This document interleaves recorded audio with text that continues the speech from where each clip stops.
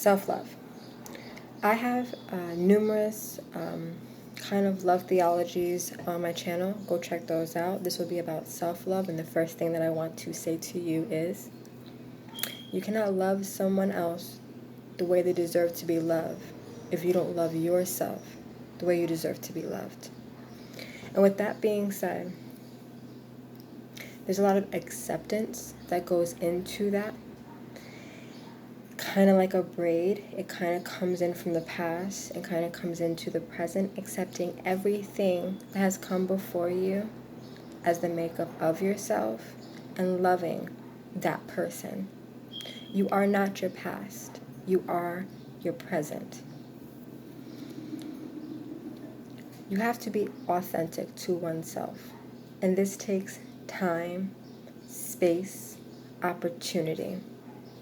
In regards to spiritual awakening or the ascension, or if you're just trying to self-help, this kind of goes along all boards. You might have done things that made you feel shameful, proud, arrogant, entitled, and you have to observe what those kind of actions were and kind of be like, I did, past tense, behave that way. I will no longer behave that way. I'm living presently and I will not practice that anymore. There's going to be things about yourself that you're not necessarily willing to admit to oneself, your subconscious behavior. Do your shadow work. Accept that as a part of you, as a part of your being. You can go into even further depth of that. People might shame you for your belief system, for your sexual orientation, for your kind of economic standing, because you are not where they expected. And have that in point. It's where they expected you to be. You have to have very humble expectations for yourself, especially if you're trying to wake up. Now, I'm coming from my own personal perspective. Every spiritual teacher that comes along will tell you from their perspective. Point blank, period. And if you see my previous videos, teaching from experience and how that can be relatable. Okay? Now, from my standpoint, I had a very unconventional lifestyle. I still have a very unconventional lifestyle. And people would be opposed to that because it's not how they want to live. It is not what they would want to do. And I had to come to a point where I did not care. It did not matter. It served me in that moment. It serves me in this moment. And I like it. I like that aspect of myself. More than that, I've learned that I love that aspect of myself that's like no one else.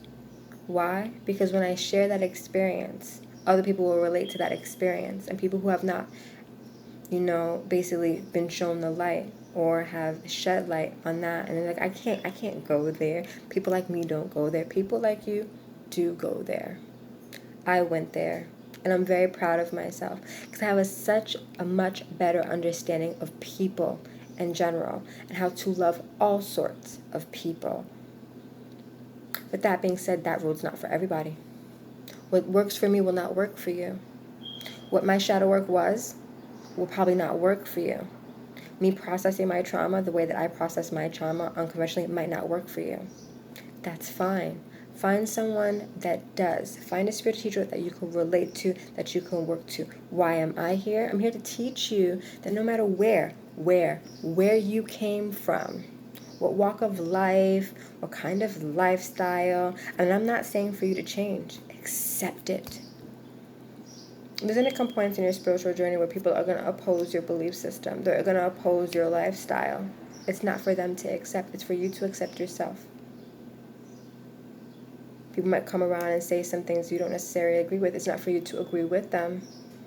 It's for you to understand their perspective as an individual, to respect it, and to move on. My mother said something once. She said, I'm sorry. When people say things to you, say, I'm sorry you feel that way. I'm sorry you feel that way. But it doesn't reflect on how I feel about myself, because I love myself and I love every decision I ever made, right, wrong, indifferent. My decision to make, this is my life, my existence, my expression of self. There's a lot of things that I had to confront, that I had to take responsibility for, that I had to go back, rewrite, rework, and revisit in order to accept myself and to love myself. There's certain people that I had to let go of. And they came back eventually, but I had to let go of because it didn't serve me in that frequency, in my vibe, in my life at that moment. Self-love is complicated. Why? Because nobody can teach you how to love yourself. Only you can love yourself. Only you can sit there, lay it all out and be like, okay, I did this. I like that. I did this. Didn't necessarily serve me. I did this. I'm not going to do it again. But it made me who I was, and I learned from it. It's not a loss. It is a lesson. And with that being said, you have to go through your life because you're going to grow. You're going to have different experiences, and you have to accept those experiences.